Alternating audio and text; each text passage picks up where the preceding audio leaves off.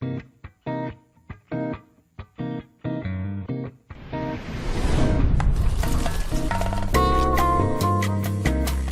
you go any further with this video, put it on pause and go to www.4minutementor.com/jobs and look for the link to then go to the document repository. In the document repository, you're going to see a series of documents that you're going to use as worksheets for different videos in the series, and download 2 different PDF documents. The first one is assessment, and the second one is skills. And I'll be talking about these in this video, and you're going to use those as worksheets. We're going to cover what's called transferable skills, and those are the skills that you've gained in all kinds of different situations, on the job, at school, in the military, at home, doing volunteer work. And once you've learned these skills, they can be used everywhere, regardless of the type of job. They are universal skills and are the common denominator between your experiences and the skills that you're going to use on the job. And you can transfer these from one job to another with little or no effort on your part, and with minimal or no additional training from your employer. A really important thing that a person can do is a personal inventory of these strengths and skills. And once you identify them, you're going to be able to project these strengths to others in a resume, a cover letter, and in the interview. This also helps you with building personal confidence, as it's going to help you understand your talents and what makes you special and valuable.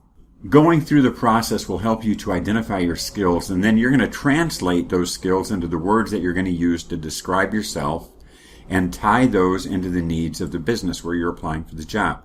The areas where you feel that you have weaknesses are those areas where really you should commit to improving. You'll focus on your strengths and you'll downplay your areas of improvement.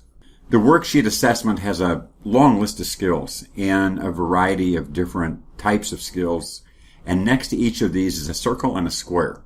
So if you possess the skills, put a check mark over the circle. If you need to develop or expand these skills, put a check mark over the square. And if you neither have nor want to develop or expand the skills, then you're not going to put anything. So let's talk a little bit more about those transferable skills that you gained outside of the workplace. These can be just as important as job-related skills. When you're changing jobs or careers or making the move from school to your very first job, it's really important to focus on those transferable skills. It adds to that portfolio of things that you're good at. If you're a graphic designer wanting to move into web design and your last job was designing catalogs, you should emphasize general design skills, not those specific skills in the printing industry. If you've been a nanny and you want to move into childcare, you'd focus on the activities relating to the care of children along with time management. Same with an automotive mechanic who wants to move into a maintenance position. They would go into detail about general repair and mechanical skills and not the specific skills as it relates to fixing cars. So once you've identified the skills, you now need to start thinking about how to turn them into statements that your future employer will know that you have the 3 A's. The other download is a worksheet that will help you to take the transferable skills. You're going to think back on examples where you use the skills and then come up with a bridge between the two, or the connection between your skill and the example. So let me give you some ideas. The first one is your transferable skill is the ability to direct others. Your example might be, while I was in school, I was consistently the team leader for group projects. The connection is, if I was able to do this in school, I will also be a go-to person as I gain more knowledge about this position with your company.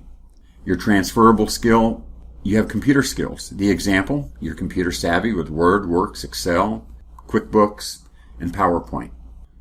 The connection is I've used Windows-based programs for the last 10 years, and this means that I will need no additional training on commercial programs and minimal training on any job-specific computer programs.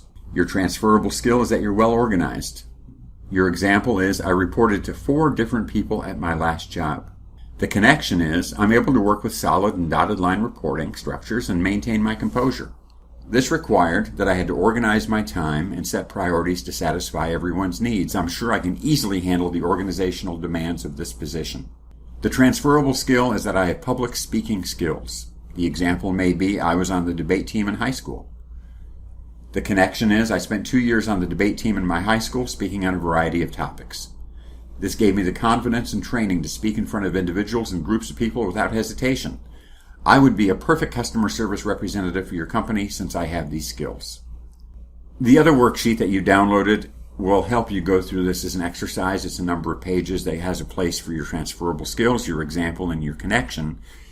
And you're going to use this to start to build both your resume, your cover letter, and the talk track that you're going to have with your interviews.